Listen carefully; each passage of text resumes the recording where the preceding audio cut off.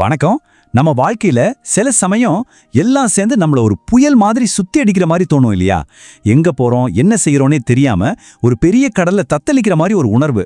அப்படிப்பட்ட நேரத்துல நமக்கு வழிகாட்ட ஒரு ஒளி நிச்சயமா தேவைப்படும். நீங்க எப்பவாச்சும் இந்த மாதிரி உணர்ந்திருக்கீங்களா? வாழ்க்கையை ஒரு பெரிய சவால் மாதிரி முன்னாடி நிக்க அதுல திக்கு தெரியாம தவிக்கிற மாதிரி. அப்படி ஒருவேளை நீங்க உணர்ந்திருந்தா இந்த பதிவு உங்களுக்கானது தான். இந்த மாதிரி சவால்கள் எல்லாம் சமாளிக்க கிட்டத்தட்ட 2000 வருஷத்துக்கு முன்னாடியே நமக்காகவே ஒரு அற்புதமான வழிகாட்டு நூல் இருக்கு. அதுதான் நம்ம தெய்வ புலவர் திருவள்ளுவர் தந்த உலக பொதுமறையான திருக்குறள். இன்னைக்கு அதிலிருந்து ஒரு மிக ஆழமான வழிகாட்டுதலை தான் நாம பார்க்க போறோம். சரி, வாங்க அந்த குறளை பார்க்கலாம். நான் சொல்லும்போது ரொம்ப கவனமா கேளுங்க. முதல் வரைக்கும் 2வது வரைக்கும் நடுவுல மரபுப்படி ஒரு சின்ன இடைவெளி விட்டு சொல்வேன். பிறவிப் பெருங்கடல் நீந்துவர் நீந்தார் இறைவன் அடிச்சேராத்தார். இதோட நேரடியான பொருள் ரொம்பவே எளிமையானது. அதாவது, இறைவனோட திருவடிகளை யார் சரணடைறாங்களோ அவங்க பிறவிங்கிற இந்த பெரிய கடலை நீந்தி கடந்துடுவாங்க. அப்படி சரணடையாதவங்களால அதை கடக்கவே முடியாது. ஆனா இந்த குறளோட முழு ஞானத்தையும் நாம அடையணும்னா இதுல வள்ளுவர் பயன்படுத்தி இருக்கிற ஒவ்வொரு சொல்லோட ஆழத்தையும் நாம நல்லா புரிஞ்சுக்கணும். வாங்க ஒவ்வொரு சொல்லா பிரிச்சு பார்க்கலாம். இங்க பாருங்க, வள்ளுவர் எவ்வளவு அழகா வாழ்க்கையை விவரிக்கிறாருன்னு. பிறவி அப்படின்னா இந்த உலகத்துல நம்ம பிறக்கிறது. அதை எதுக்கு ஒப்பிடுறார்? பெருங்கடல், அதாவது முடிவே இல்லாத ஒரு பெரிய கடலுக்கு. நீந்துவர்னா அதை கடந்து போறவங்க, நீந்தார்னா கடக்க முடியாம தவிக்கிறவங்க. அப்போ யார் கடக்க முடியும்?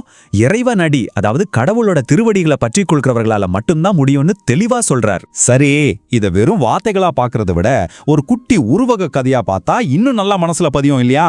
வாங்க ஒரு சின்ன கற்பனை பயணத்துக்கு போலாம். கற்பனை பண்ணி பாருங்க, நீங்க மட்டும் தனியா ஒரு சின்ன படகுல இருக்கீங்க. உங்களை சுத்தி கண்ணு கெட்டுற தூரம் வரைக்கும் ஒரே நீல நிற கடல், கரையே தெரியல. அப்படியே போயிட்டு இருக்கும்போது திடீர்னு வானம் கருக்குது, பெரிய பெரிய அலைங்கள் எழும்புது, பயங்கரமான புயல் காத்து உங்க படகை ஆட்டி படைக்குது. எங்க போறோனே தெரியல, படகு உங்க கட்டுப்பாட்டிலே இல்ல. ஐயோ, நாம முழுகிடுவோமோன்னு ஒரு பயம் வருது பாருங்க. இதுதாங்க வள்ளுவர் சொல்ற பிறவி பெருங்கடல். இப்ப சொல்லுங்க, அந்த மாதிரி ஒரு நிலைமையில உங்களுக்கு என்ன தேவைப்படும்? நிச்சயமா அந்த கடலை பத்தி எல்லா நுணுக்கமும் தெரிஞ்ச ஒரு அனுபவமான மாலுமியோட உதவி தானே. அப்போ அந்த மாலுமி பயப்படாதீங்க, நான் இருக்கேன், இந்த வழியா போங்கன்னு உங்களுக்கு சரியான பாதையை காட்டி உங்களை பத்திரமா கரை சேர்த்துட்டா எப்படி இருக்கும்? அப்பாடான்னு ஒரு நிம்மதி வரும்ல. இப்போ உங்களுக்கு புரிஞ்சிருக்கும்னு நினைக்கிறேன். இந்த கதையில வர்ற அந்த பெரிய கடல் தான் வாழ்க்கை. அந்த படகுல தத்தளிக்கிறது நாம தான். அந்த புயலும் அலைகளும் தான் நம்ம வாழ்க்கையில வர்ற கஷ்டங்கள். அப்போ அந்த மாலுமியாரே, அவர் தான் இறைவன். அவரோட வழிகாட்டுதல் இல்லாம நம்மால இந்த வாழ்க்கைங்கிற கடலை தாண்டவே முடியாது. இதுதான் வள்ளுவர் சொல்ற விஷயம். சரி, இது ஏதோ 2000 வருஷம் முன்னாடி சொன்ன கதை மாதிரி தெரியலாம். ஆனா இந்த பழமையான ஞானம் இன்னைக்கு நம்மளோட நவீன வாழ்க்கைக்கு எப்படி பொருந்தும்? வாங்க அத பத்தி யோசிக்கலாம். யோசிச்சு பாருங்க, நம்ம வேலை பார்க்குற இடத்துல நேர்மையா இருக்கலாமா, இல்ல குறுக்கு வழியில போனா சீக்கிரம் முன்னேறலாமான்னு ஒரு குழப்பம் வரும். இல்லனா சமூக வலைதளங்கள்ல வர ஆயிரக்கணக்கான செய்திகள்ல எது உண்மை எது போயினே தெரியாம மண்டகாயம். குடும்ப பொறுப்புகளையும் பார்க்கணும், நம்ம கனவுகளையும் துரத்தணும். இது ரெண்டுக்கும் நடுவுல மாட்டிட்டு முழிப்போம். இந்த மாதிரி நேரங்கள்ல தான் அந்த மாலுமி மாதிரி ஒரு சரியான வழிகாட்டுதல் நமக்கு தேவைப்படுது.